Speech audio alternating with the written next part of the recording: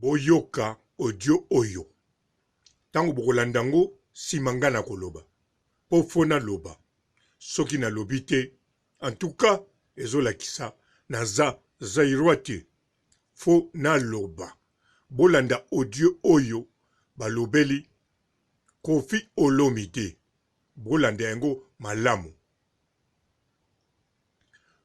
Nous avons appris qu'il a commencé avec la campagne, notamment avec l'une des chansons qui lui a été, une chanson qui lui a été chantée par Monsieur Antoine Agwepa, alias Koffi Olomide, un des artistes musiciens originaires de la RDC. Est-ce que, bon, je ne sais pas, il n'a pas confiance, M. Denis Sassou Nguesso n'a pas confiance aux musiciens congolais, brazzavillois, pour faire le choix sur Koffi Olomide? Bon, mais il est libre. Nous, on est démocrates. Il est libre. Mais ce que nous n'avons pas aimé, c'est le fait qu'un artiste, un musicien africain de la taille de Koffi vantait les gloires d'un monsieur aussi nul comme Denis Sassou Nguesso. Un monsieur nul, à la tête d'un pays. Ben, il est arrivé là par procuration. Denis Sassou Nguesso, c'est un mercenaire de la France. Il est venu pour piller notre pays, ça nous le savons. Maintenant, pour Koffi. Oui, qu'est-ce que vous reprochez à Koffi? Koffi Olomide. Nous lui reprochons d'avoir vanté les gloires d'un antivaleur. Nous lui reprochons de tenter désorienter la jeunesse, de dépraver nos mœurs. Et pour cette raison... À travers la chanson?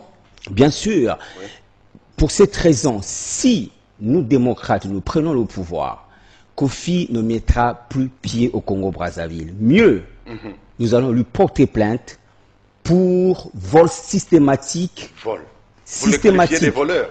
Je dis bien vol systématique des biens du Congo, notamment les ustensiles en or massive et un véhicule de plus de 100 000 $ américains. Vous avez des preuves?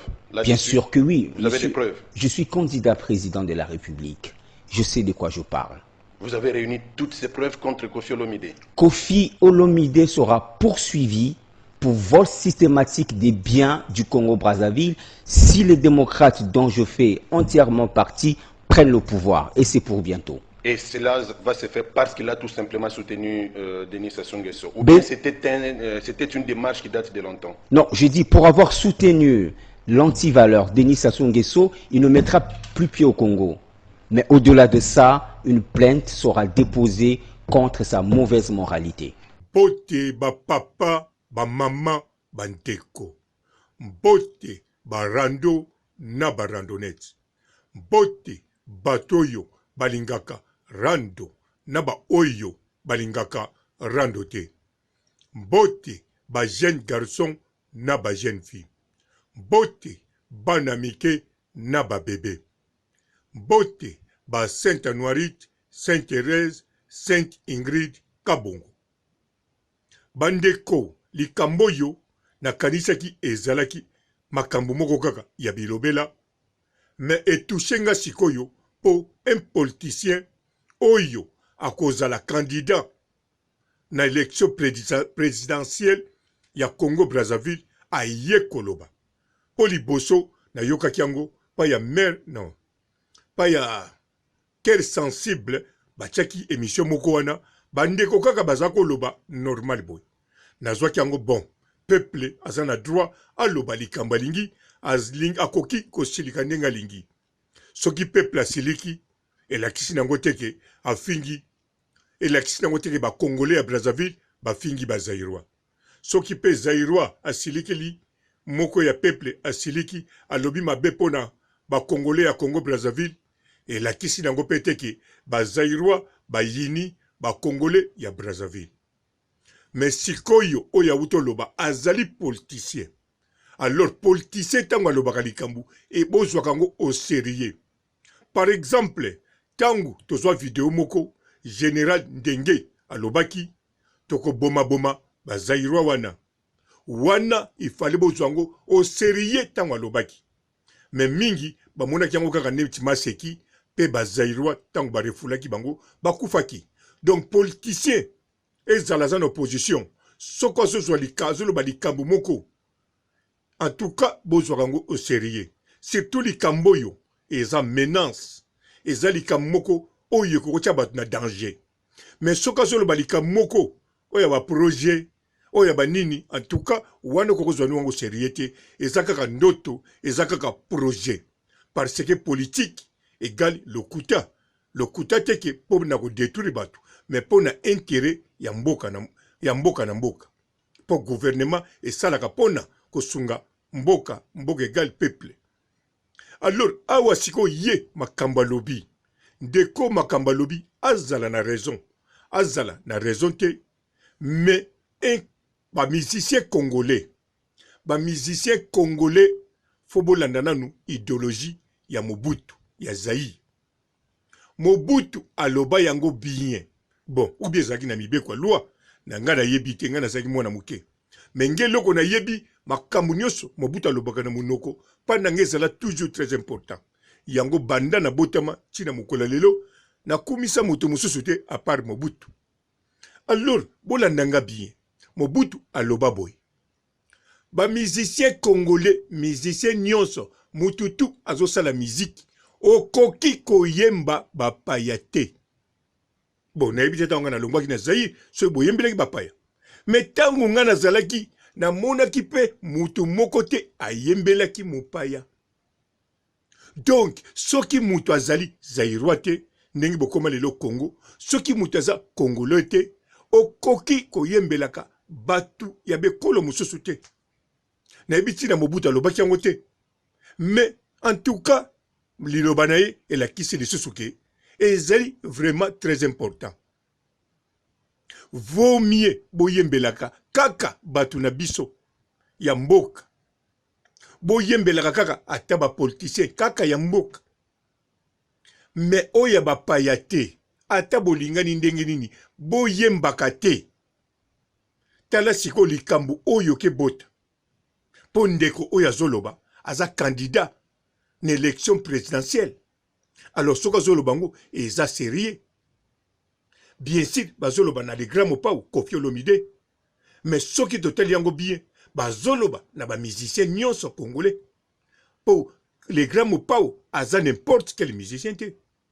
Donc ntango bazoloba bongo bazoavise tous les musiciens oyo nyonso asalaki lokola Koffi to oyo alingi kosala lokola Koffi toza na bino mayele.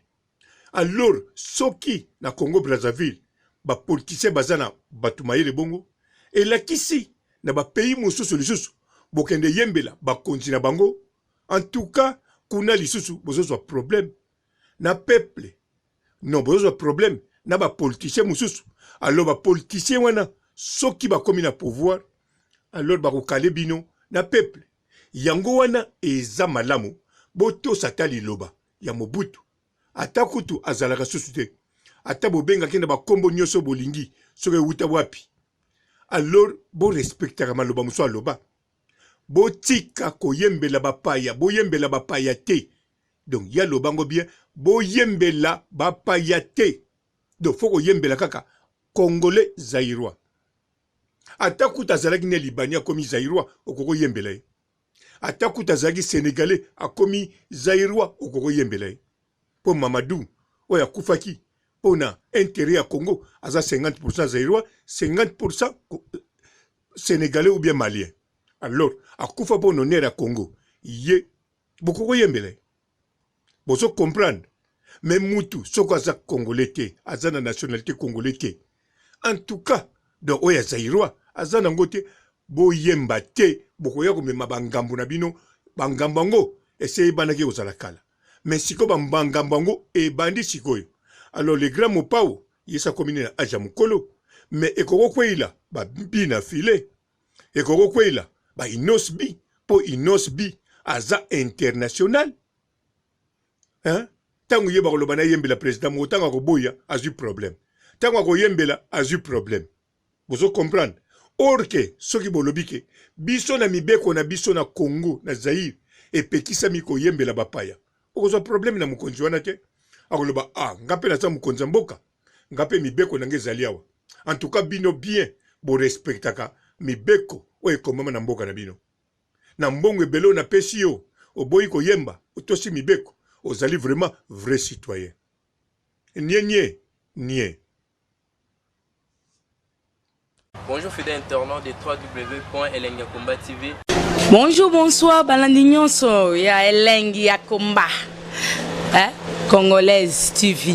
Bon, belé partout dans le monde, partout où vous êtes, partout où vous êtes, Elengi ya Komba TV vraiment. Bonjour, bonsoir, na abonné ba fa nyonso ya Elengi ya Komba Congolais TV. Bonjour à mon boss, on a appelé ça vraiment un pandi. Bonjour à mon boss, JP Kiama. Je salue mon boss Balobi, boss des boss Babi, JP Kiama. Bonjour, na Elengi ya Komba Congolais TV vraiment. Maman la zana, chaîne de kitoko, ya boss na JP Kiama, ta ay boss des boss ya ni ya danger. Donc ba samta lo la zaki. Ya boss na biso JP Kiama. Nzambe na ngai. Ba boss bazali ba boss bazali. JP Kiama, le boss des boss. Napesi d'abord bonjour, tu peux mbote belé na mon boss JP Kiama, wana na kozangisa ote. Donc na ko lekate sana, napesa mon boss JP Kiama, boss des boss. Bon, belé partout dans le monde, partout où vous êtes, partout où vous êtes, Elengi ya Komba TV vraiment. Bonjour, bonsoir, na abonné ba fa nyonso ya Elengi ya Komba Congolais TV. Bonjour à mon boss, on a appelé ça vraiment un pandi. Bonjour à mon boss JP Kiama. Je salue mon boss Balobi, boss des boss Babi, JP Kiama. Bonjour, na Elengi ya Komba Congolais TV vraiment. Maman la zana, chaîne de kitoko, ya boss na JP Kiama, ta ay boss des boss ya ni ya danger. Donc ba samta lo la zaki. Ya boss na biso JP Kiama. Nzambe na ngai. Ba boss bazali ba boss bazali. JP Kiama, le boss des boss. Napesi d'abord bonjour, tu peux mbote belé na mon boss JP Kiama, wana na kozangisa ote. Donc na ko lekate sana, napesa mon boss JP Kiama, boss des boss.